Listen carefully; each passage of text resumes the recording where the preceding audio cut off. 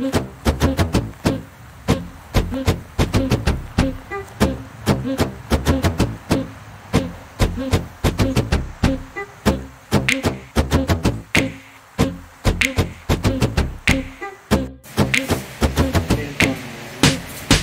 we have more potatoes. You get the potatoes? Valentine and David, our wonderful friends and neighbors. If you've watched any of our videos, you've heard us mention their names. And it's wonderful salsa. And this is that nobody has tried yet. This is who they are. Here, you know, Valentine always takes his own basket. This is how Valentine shops. He takes his own basket because he wants it to. It's coming from the farm. It better look like it came from the farm. So these guys are our dear friends and neighbors from our old neighborhood in Maryland. So they have seen Gardening Gays Farm from its inception and blossoming to us saying, you know, the crazy idea that we're going to be buying a farm. So David almost cried when he first It's true. So how has this journey been for you? This entire journey has been incredible, watching you all grow and expand so much and so successful already. I agree. We know which one is the boss. Well, you know, as you can see, Valentine is gonna need a second basket here. David is on the phone shopping for others as well while they're here. So we appreciate you guys. We love you guys. We thank you for always coming out. I'll get the truck. Bring it closer. And yeah, go get the truck. You're gonna need it. But this load, yep.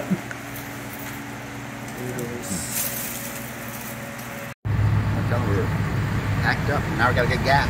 Well, Diesel, get the diesel. there goes Diesel. farm fresh goodies and these beautiful coleus grown right here with love.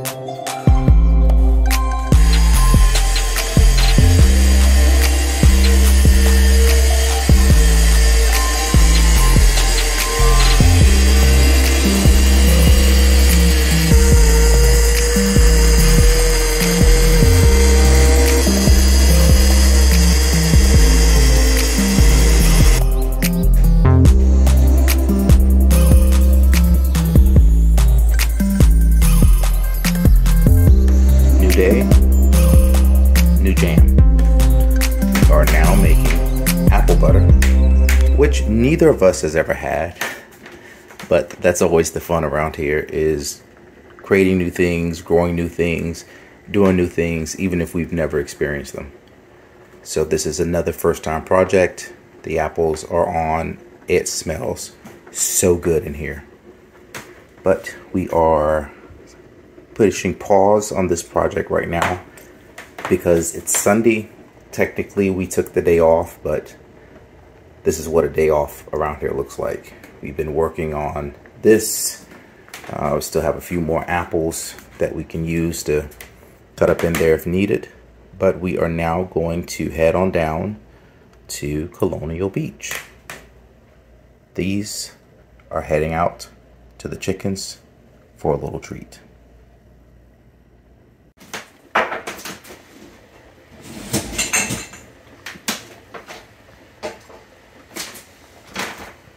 Feels like it's been 2 days, but it's only the next day. And the apple butter, we think, is finally done. This was probably the most intense, long process of cooking any one of these jams so far yet. Dragon? Yeah, it's definitely most intensive one because of the amount of that we're cooking. This is a 7-gallon pot, so it took a while to cook it down. It looks really good now. Tastes really good. Tastes good. It smells like fall. We seasoned it with some it's called cloves and what's the other one? Cloves and nutmeg. I'm sorry. Yeah. Cloves and nutmeg and some ground cinnamon. So it definitely tastes like fall, smells like fall. So we're really looking forward to see reactions from our customers. Need to let it cool off a little bit and then start jarring it. So that's always fun, right? Very much so. The consistency is good. I know it does look a little runny now, but it's as soon as it cools off, as you can see, it sits on top of it. Once it cools off, it will become thicker. So ready to go. All right. Well, done stirring all of this, and on to the next process.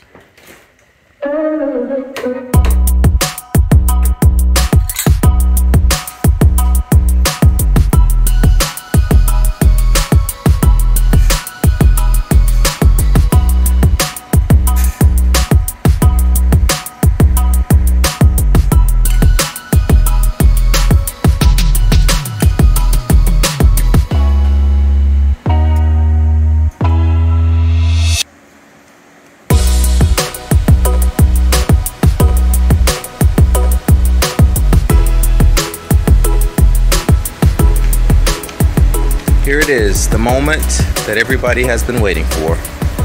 Apple butter has hit the shelf. Now, we will do a post and let everybody know it's available. Also put out a taster today so that folks will have that as well. But I am very sure that this will fly off the shelf.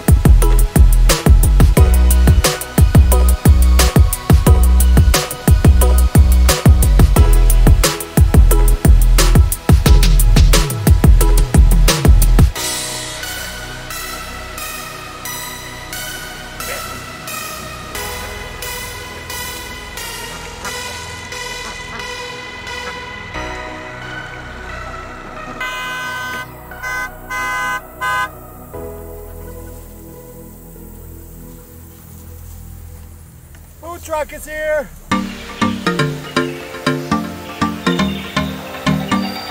Yep.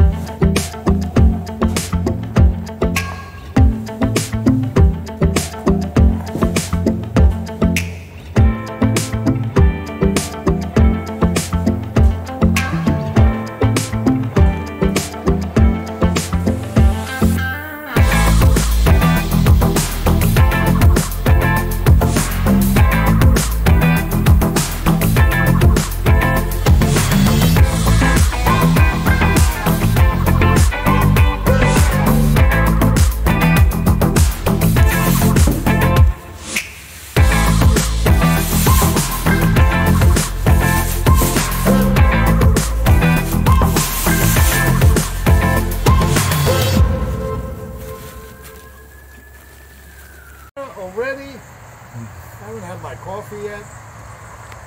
Good morning, everybody. Yesterday was a whirlwind. We are in the middle of a heat wave. So we've been making moves after dark, so to speak. And last night's move was traveling to pick up this pallet jack right here, which we need now and will continue to need in the future, especially as we grow. So what is a pallet jack, you're asking? Kevin will tell you. These things are used to move around. Do we have a pallet sitting nearby? We have some pallets inside. Everybody knows what the pallet jack is. Yeah, I don't think everybody knows what a pallet jack is. What? But now we have a pallet jack. So this will make life easier. No more having to unload big boxes sitting on top of wooden pallets or plastic pallets. Manual version of a forklift. One more time for the cheap seats. It's a manual version of a forklift. Or a poor man's version of a forklift. Oh, okay. Well, that's right up our alley in that case. We got this at a steal of a deal last night. So we are Facebook Marketplace. excited to have it and excited to save our back because, you know, we're not as young as we were yesterday. You can speak for yourself. All right. Speaking of not being as young as we were yesterday, time to get this thing off the truck and into the store.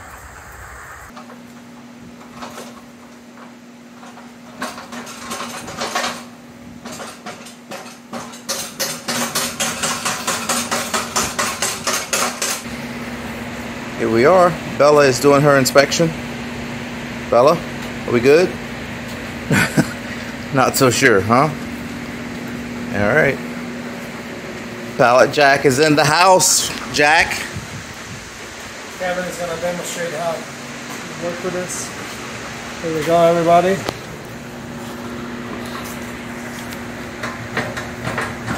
So we have a pallet right over here. Drop the fork.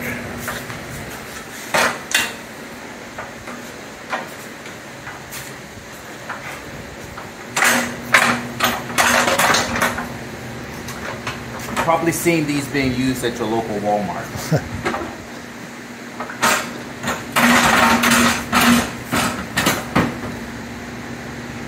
Lock the handle. Is the handle locked? Yep. Good. It is. It is. It is.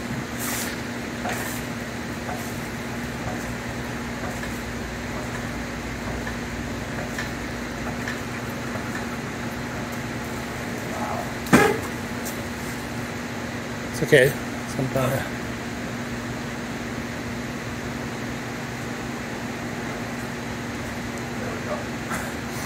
That's all you have. There you go. Handle, yep.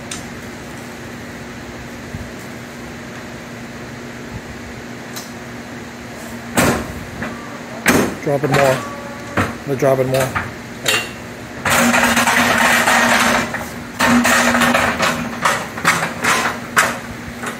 Jack, what do you think? Ta-da! Bella, what do you think? She's like, I don't like it. Well, there you have it. All right. 2 thumbs up. Time to get the day rolling. We have 2 pregnant does. This lady right here.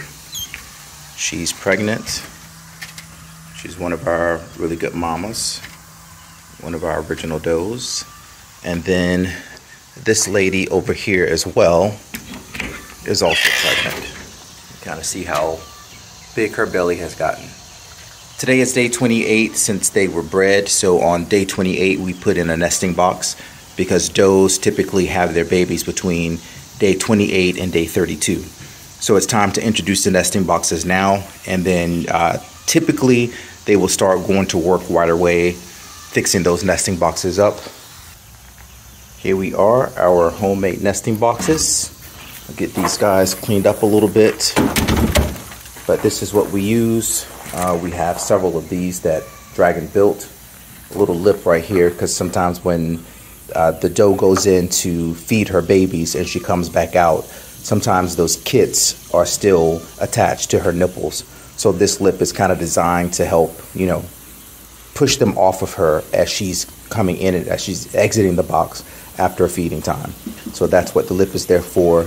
I'll go get some straw now and load this in. See, the bottom we have wire, so as the babies are in there and they're pooping and they're, you know, doing their business, everything will just kind of seep through and fall right through the bottom of this wire here. We have a nice big straw bale over here that is slowly dwindling from all the things we've been using it for. This is where we use our bedding also too, from this straw pile for our nesting boxes for the egg layers. So I have a milk crate here, and I'm simply just gonna load it up with some of this straw and then take it over to the ladies.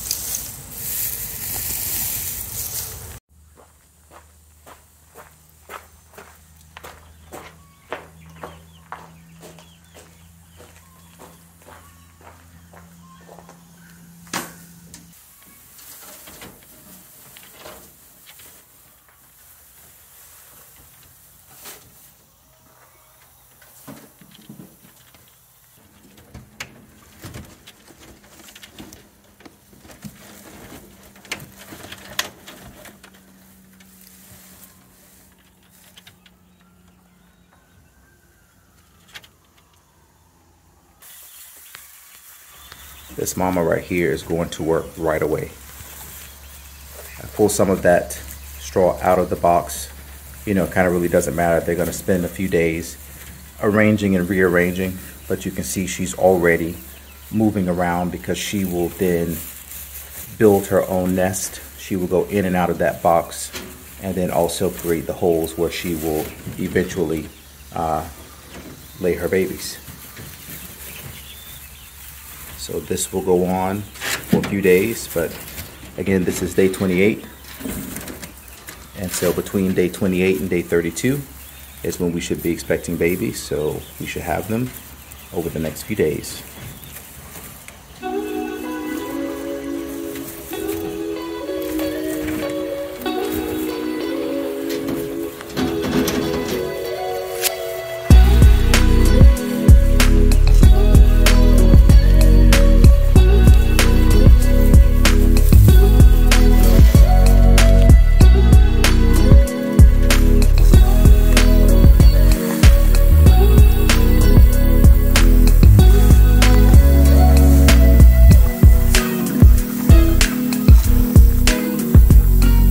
Time for a little afternoon treat for the egg layers, which means letting down the electric fence and giving them extra space to free range.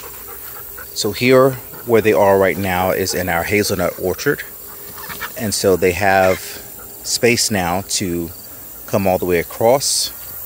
Right over here on this side, all in here, is our fruit orchard with everything else that we have planted. But the great thing about letting them out in the evening right before the sun goes down is as the sun starts to set and it gets darker, everybody will naturally put themselves to bed. So you don't have to worry about trying to chase over 200 chickens back into the coop, because they will take care of all of that by themselves. Roosters out chasing each other. Bella is watching as always. And everybody is enjoying a beautiful sunset.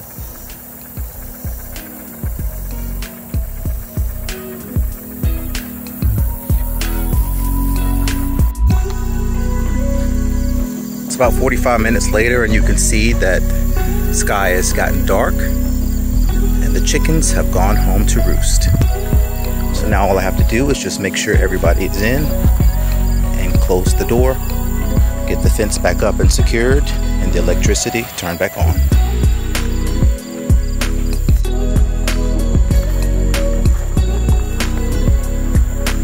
Everybody in.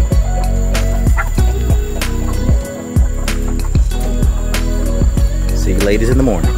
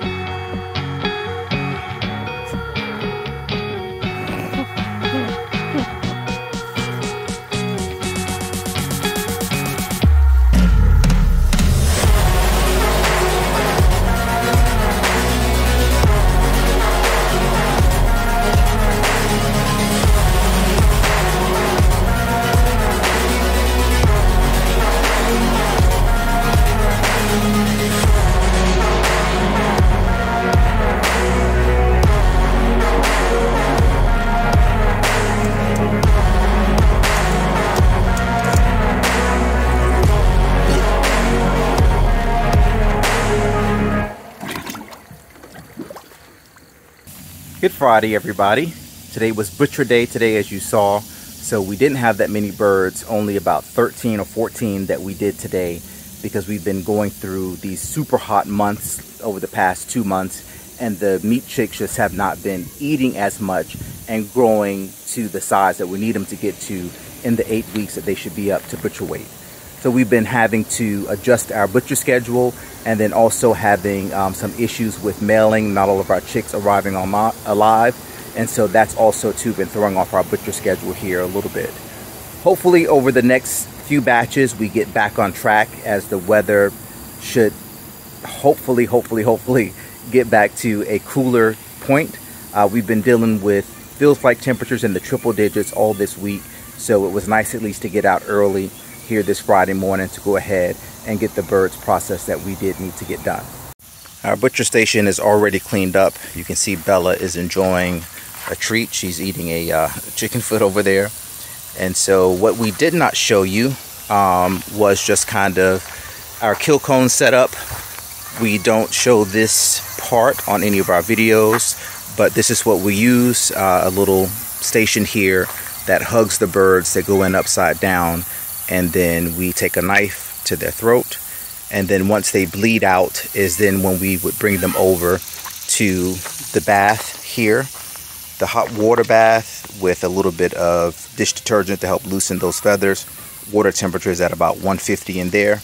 And then from there you saw that we brought them over to our chicken plucker, which plucked those birds clean in about 30 seconds or so, and then on over to our evisceration station. Today we saved everything from the birds because we have somebody who is using all of the necks, the feet, the hearts, the hearts, livers, and the gizzards for chicken food. It's always nice when we're able to use all of those parts, and today was one of those days. It's also my dad's birthday today, so I want to wish him a happy birthday. We are already climbing up to the 90-degree temperature range right now this morning, so it is time to get the rest of these plants watered, and then I think this is where we're going to end the video for this week. Thank you guys for stopping by, and as always, if you are traveling through Virginia, coming down US 301, heading through King George County, stop by and see us here at the farm. Stay safe out there, and we'll see you again real soon.